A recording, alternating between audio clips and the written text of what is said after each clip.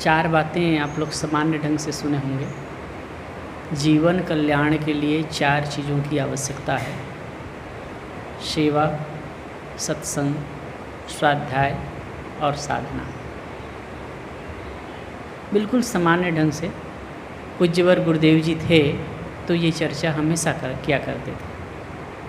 सेवा, सत्संग, स्वाध्याय और साधना। जिस किसी व्यक्ति को जीवन में कल्याण चाहिए, शांति चाहिए, सुकून चाहिए, तो ये चार बातों पर ज़रूर ध्यान देना चाहिए और जीवन में अनुकरण करना चाहिए। सेवा, पहली बात है सेवा। सेवा की आवश्यकता है। हमारा जो जीवन है ना, यह भी दूसरों का दिया हुआ है। यदि हमारी सेवा कोई नहीं करते तो हम इस लायक ना होते। वैसे कहा जाता है आपका कुछ भी नहीं है, कुछ भी आपका नहीं है। जन्म दिया दूसरों ने, नाम दिया दूसरों ने, शिक्षा दी दूसरों ने। जो कुछ भी आप सीखते हैं दूसरों से सीखते हैं। क्या है आपका? एक कहानी कहते हैं गुरुदेव जी।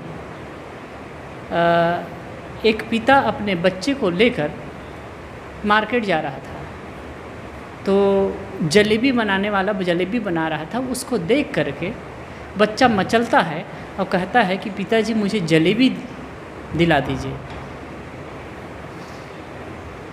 तो पिता उनकी बात को सुन करके चर्चा करता है कि बेटा ये जलेबी तो ना हजारों लोग बनाते हैं, हजारों लोगों का इसमें हाथ है।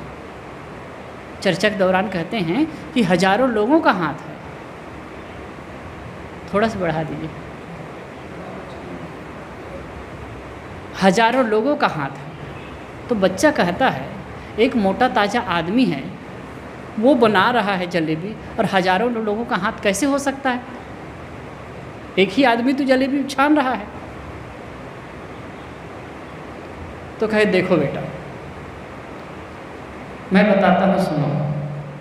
पहली बात है, जलेबी बनाने में कढ़ाई चढ़ी हुई है। कढ़ाई के बारे में सोचते हैं। कढ़ाई लोहे से बनी है, और लोहे का पत्थर कहाँ निकला?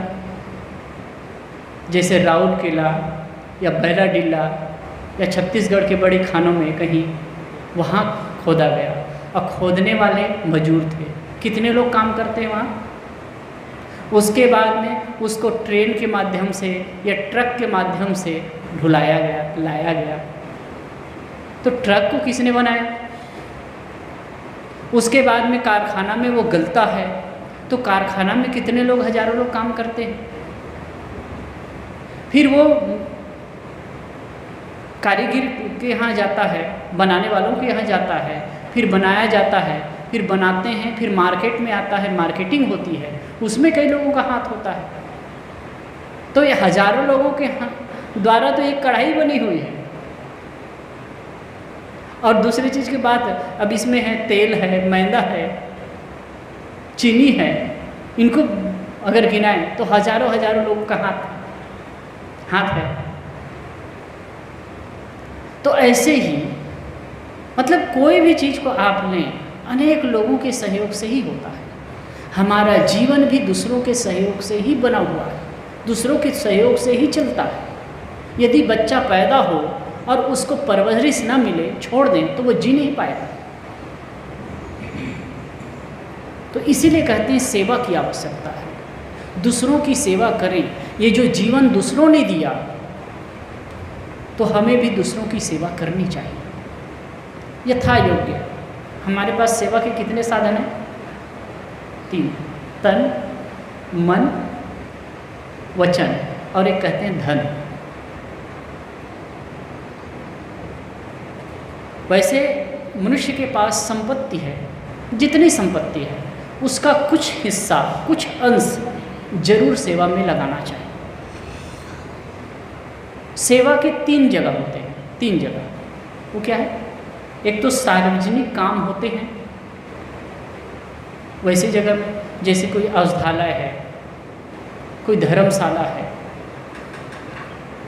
सार्वजनिक काम जहाँ होते हैं, लोगों को लाभ होता है, शिक्षा के क्षेत्र, ऐसे जगह में लगाना चाहिए। दूसरी बात है कि दिन दुखी हैं, वहाँ कुछ खर्च करना चाहिए। और तीसरी बात है कहाँ जहाँ पुण्य आत्मा रहते हैं, जो निराधार होकर रहते हैं, समाज की सेवा करते हैं, समाज को कुछ देते हैं, अपेक्षा कुछ नहीं रखते, ऐसे जगह कुछ करना चाहिए। तो जो धन आता है, हमारी जो भारतीय संस्कृति में कहा गया, जो धन का जो कमाते हैं हम, उसका 10% भाग परमार्थ में जरूर खर्च करना चाहिए। अब ये भी होता है, बहुत ज़्यादा मंदिरों में जाते हैं तो मंदिरों में कहीं जगह मैं देखा हूँ कि ऐसे फेंकते हैं, ये करते हैं, देते हैं, बहुत ज़्यादा सोना चांदी चढ़ाते हैं। एक भाई आप लोग भी गए होंगे बालाजी में, तिरुपति बालाजी में, कहे साहब इतनी भीड़ कहे, और वो झूला चलता है और झूला आए तो उसमें सोने चांदी के जो भी पहने रहते हैं ना, जैसे सोने के हार है, कुंडल है, जो भी है माता बहनें पहने रहती हैं, वो झूले में डाल देते हैं।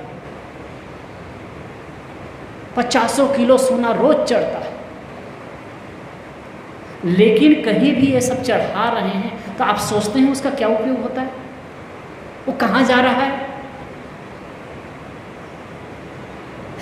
अब ये समझना चाहिए कि जो भगवान को चढ़ा रहे, भगवान को इसकी आवश्यकता है क्या। एक मज़ेदार बात बताते हैं, 2 सज्जन थे, बात कर रहे थे, तो कहे कि मैं तो जो मेरे पास संपत्ति होती है ना, धन होता है, तो जैसे दिवाली के समय लक्ष्मी पूजा होती है ना, तो लक्ष्मी पूजा के दिन मैं करता हूँ, तो क्या करता हूँ, एक बड़ा सा गोल घेरा बना लेता हूँ, गोल घेरा, और पैसा को उछालता हूँ और ज़ोर से उछालता हूँ, और जो घेरा के अंदर गिरता है ना वो मेरा होता है, और घेरा के बाहर चला जाता है, घेरा के बाहर चला जाता है, वर्तुल के बाहर चला जाता है, उसको मैं दान दक्षिणा में देता हूँ। जहाँ कोई सहयोग की आवश्यकता होती है, कोई दिन दुखी होते हैं, वहाँ सेवा करता हूँ। तो दूसरा जो चतुर किस्म का आदमी था, उसने क्या कहा कि मैं क्या करता हूँ, जो अपने पास में धन होता है ना, उसको ऊपर उछालता हूँ, और उछालने के पहले कहता हूँ कि हे परमात्मा, तुझे जितना चाहिए ले ले, हे परमात्मा तुझे जितना चाहिए वो ले ले, और फेंकता हूँ, उसको जो चाहिए वो ले लेता है और बाकी गिरता है वो मेरा होता है। ऊपर बैठा है क्या, कुछ लेगा। और इसीलिए कहते हैं मंदिर के भगवान को धन की आवश्यकता नहीं है, मंदिर के भगवान को रुपये पैसे की आवश्यकता नहीं है। और मंदिर में भगवान है भी नहीं भाई, ये बुरा लग सकता है। आज मैं ध्यान के समय बैठा था तो मेरे मन में एक बात आई, मंदिर मस्जिद के झगड़े पूरा काल से चले आ रहे हैं, हजारों साल से तो भारत में चल ही रहा है, हजारों साल से चल रहा है। मुसलमान आए यहाँ हिंदू मंदिरों को तोड़ करके, हजारों मंदिरों को तोड़ करके मस्जिद बना दिए, कहीं तहस नहस कर दिए, कहीं लूटे, ये सब हुआ। और आए दिन मस्जिदों में भी आक्रमण होता है, नमाज पढ़ रहे हैं बम विस्फोट हो जाता है, दूसरे मान्यता वाले लोग आते हैं उसमें बम फोड़ देते हैं। अब बताइए क्या भगवान वहाँ है? अगर है तो ये सब होता क्यों? कहाँ है वो? इतना ईश्वर के मानने वाले लोगों को भी उसके भाव से, भक्ति से प्रार्थना इबादत कर रहे हैं, अर्चन वंदन कर रहे हैं, कीर्तन भजन कर रहे हैं, और आते हैं दूसरे लोग उनको मार देते हैं, तहस नहस कर देते हैं। कहाँ है ईश्वर? अब ईश्वर अपनी घर की रक्षा नहीं कर पाता है, कहाँ रहता है वो? वास्तव में ये केवल मान्यता का खेल है। ठीक है, हमारे जो पूर्वज हुए हैं, जो भी महापुरुष हुए हैं, जिनको आज हम भगवान मान करके पूज रहे हैं, वो पहले हुए, उनका आदर्श था। उनका मंदिर बनता है, बुरा नहीं है। वो कहीं स्थापित करते हैं उनकी मूर्ति बना करके, वो बुरा नहीं है। लेकिन उनके प्रति हमारी जो अवधारणा है वो गलत है। चाहे कितना भी बढ़िया मंदिर बनाएं, कितनी अच्छी मूर्ति बनाएं, कितने कोई जो इष्ट मानते हो उसकी मूर्ति को आप स्थापित कर दीजिए, लेकिन वो कुछ करने वाला नहीं। हाँ, उससे लाभ क्या है मैं बताता हूँ।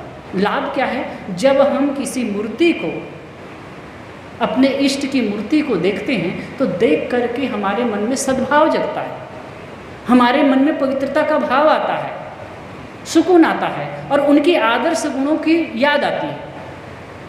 जैसे कि राम की मूर्ति देखते हैं, कृष्ण की मूर्ति देखते हैं, तो उनके जीवन के आदर्श जो हमने जाना है, सुना है, वो हमारे मन में आते हैं। हनुमान जी की मूर्ति देखते हैं तो उनका भाव आता है। ये फायदा है। वैसे मूर्ति, चित्र आदि देखने से फ़ायदा तो है, वो रखने से फ़ायदा है।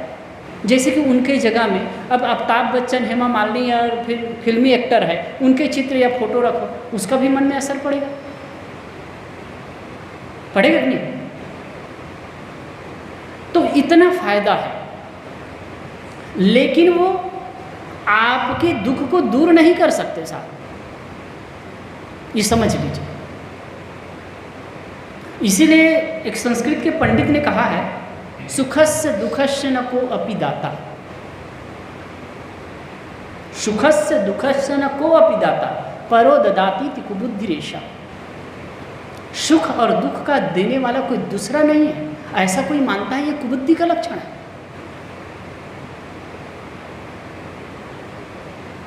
तो मंदिर वगैरह बनाते हैं, वो तो एक भावना का प्रतीक है और आप करते हैं, ठीक है, लेकिन वहाँ ईश्वर बैठा नहीं है।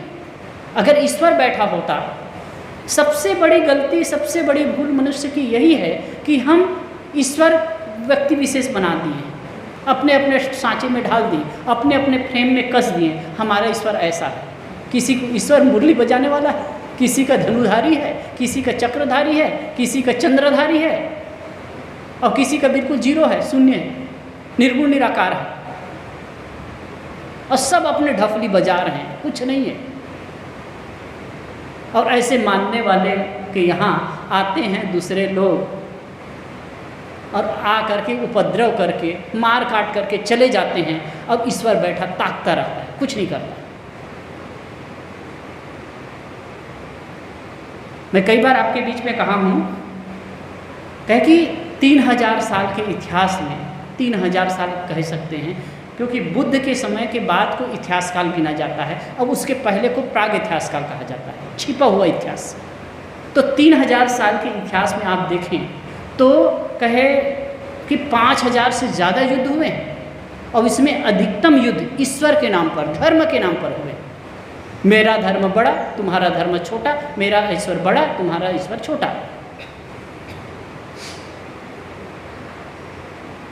तो जो ईश्वर है, ईश्वर वास्तव में जो सत्ता के, जो व्यक्ति ईश्वर के रूप में हम कल्पना करते हैं, वैसा नहीं है, वो है ही नहीं। ईश्वर कहें तो नियम, नियम है, प्रकृति के नियम है, जीवन के नियम है। नियम का यदि उल्लंघन करोगे तो दंड भोगना पड़ेगा। तो सेवा क्या है? अगर हम कहें सेवा क्या है, सेवा तो प्राणी मात्र है। अब वैसे कहा जाता है ना कि प्राणी मात्र में भगवान है, जनता जनार्दन की बात होती है, तो मनुष्य मात्र के प्रति सेवा और दीन दुखियों के प्रति जो करुणा का भाव और अन्य प्राणियों के प्रति दया का भाव, ये जो होता है ना, यही खास चीज़ है सेवा। मन से दूसरों के प्रति अच्छी भावना रखना। अब यथासंभव, मैंने पहले कहा कि धन से सेवा होती है। यदि आपके पास धन है, संपत्ति है, तो यथासंभव अपने जीवन निर्वाह के बाद कुछ अंश जरूर सेवा में लगाना चाहिए। इससे क्या होता है कि मन में एक प्रकार से त्याग की भावना आती है, और दूसरी बात प्रसन्नता की भाव आता है। तो ये लाभ है। और दूसरी बात है तन है तो तन से सेवा करिए, मन से शुभ भावना रखिए और वाणी से अच्छी बात बोलिए। कोई आता है आपके यहाँ, अगर आपसे नहीं बन पाता है, कुछ देते नहीं बनता है, कुछ आप अर्थ से सहयोग नहीं कर सकते हैं, धन से सहयोग नहीं कर सकते हैं, तो भाई मीठी वाणी का प्रयोग करिए। तो सेवा, पहली बात है सेवा। यदि जीवन में शांति चाहते हैं, यदि सुकून और प्रसन्नता चाहते हैं, यदि जीवन को आप सफल बनाना चाहते हैं, तो जो आपके पास साधन उपलब्ध है उससे यथासंभव कुछ न कुछ सेवा कीजिए। दूसरी बात है सत्संग। सत्संग करने से, आज एक भाई आए थे, उन्होंने बहुत बढ़िया बात कहे साहब रोज़ मैं उठता हूँ और उठ करके घर में कुछ न कुछ बैठता हूँ, बड़ा अच्छा लगता है, और मैं सोचता हूँ ये समय समय से सत्संग में आने का, संतों के बीच में जा कर के बैठने का लाभ है, बड़ा अच्छा लगता है, शांति का अनुभव होता है। भले मैं घर गृहस्थी में हूँ लेकिन बहुत सुकून और शांति का अनुभव होता है। सत्संग का बड़ा गहरा महत्व। सत्संग में जैसे कि आप आकर के बैठे हैं, ये सत्संग है। सदचर्चा सुनना, यह सत्संग है। सद पुरुषों के साथ बैठना, अच्छे लोगों के साथ बैठना, उनके सानिध्य लाभ लेना, यह सत्संग है। अच्छी चर्चा को सुनना, यह सत्संग है। और अकेले बैठ करके अपने आप में होना, यह भी सत्संग है। इसलिए कहते हैं सजनों नाम संग सत्संग। सत्संग का एक अर्थ होता है सजनों नाम संग सत्संग, सज्जनों का संग करना सत्संग है। और दूसरी बात है सत्य का संग करना। हम सत्य को, तत्व को, वास्तविकता को समझेंगे कैसे? ऐसे जो महापुरुष हैं, जानकार लोग हैं, उनके बीच में जाएंगे तो उसको समझेंगे, उनसे चर्चा करके समझ सकते हैं। तो दूसरी बात है सत्संग। सत्संग की आवश्यकता है। सत्संग के द्वारा ही हमारे चित्त का शुद्धिकरण होता है। पहला आधार मैं बताया सेवा। सेवा से चित्त शुद्ध होता है। एक गुरुदेव जी कहा करते थे सेवा से चित्त शुद्ध होता है। आप जाएं और कहीं भी निष्काम भाव से, निर्माण भाव से आप कुछ करते हैं, बड़ा अच्छा लगता है। फिर दूसरी बात होती है सत्संग। जब ज्ञानी पुरुषों के पास में जाकर के हम बैठते हैं, निर्मल आत्माओं के पास में जाकर के बैठते हैं और उनकी सदचर्चा सुनते हैं, तो मन में पवित्रता का भाव आता है। एक पौराणिक कहानी है, कहे कि विश्वामित्र और वशिष्ठ में थोड़ा विवाद की बात सुनते होंगे। तो एक बार क्या है कि विश्वामित्र जी वशिष्ठ के यहाँ आए, तो फिर आए, उनके स्वागत सत्कार किए, और जब जाने लगे तो एक संकल्प लेकर के, पौराणिक कहानी उसे अन्यथा ना लेंगे, संकल्प लेकर के कहते हैं कि मैंने आधा घंटा सत्संग किया था, उसका फल, आधे का फल मैं आपको देता हूँ। दिए। पहले वशिष्ठ विश्वामित्र के यहाँ गए थे। वशिष्ठ जी विश्वामित्र के यहाँ पहले गए थे। तब जब वहाँ गए, आदर सत्कार किया, और जब जाने लगे तो जैसे कि हमारे यहाँ भी संत महात्मा आते हैं या आपके यहाँ भी आते हैं, तो आप लोग कुछ उनको पारितोषिक देते हैं ना, कुछ भेंट पूजा देते हैं ना, इसी ढंग से तो हम लोग के यहाँ आते हैं तो हम लोग भी देते हैं। तो वैसे ही वशिष्ठ जी विश्वामित्र के यहाँ गए, तो फिर उनको सेवा सत्कार की, और जब जाने लगे तो कहे मैं 1000 वर्ष तपस्या किया, तो उसमें का आधे का, मतलब 500 वर्ष तपस्या का फल मैं आपको भेंट में देता हूँ। अब कुछ दिन के बाद में विश्वामित्र जी वशिष्ठ के यहाँ आए और जाने लगे, तो वशिष्ठ जी कहते हैं मैंने कभी 1 घंटा सत्संग किया, तो आधे घंटे का फल, सत्संग का फल आपको देता हूँ। तो उसमें नाराजगी हो गई कि भाई मैं 500 वर्ष तपस्या का फल आपको दिया और आप हैं आधे घंटे सत्संग का फल दे रहे हैं। फिर तो कथा लंबी है वो, फिर उसके समाधान के लिए कहाँ गए? शेषनाग के पास गए। तो शेषनाग कहे कि अच्छा ऐसे करिए कि मैं तो अभी इतना भारी वजन को सिर पर लादा हूँ, पृथ्वी को कहते हैं ना, शेषनाग जी पृथ्वी को सिर पर लादे हैं, एक काल्पनिक कहानी है, लादे हैं। तो कहे कि इसको ऐसे करिए कि कुछ समय के लिए अपने हाथ पर रख लीजिए। तो विश्वामित्र कहे मैं 500 वर्ष तक तपस्या का फल है, तो कहे कि वो संकल्प लेते हैं 500 वर्ष तक तपस्या का फल है, तो फिर उसके बदले में पृथ्वी मेरे हाथ पे आ जाए। तो आया ही नहीं।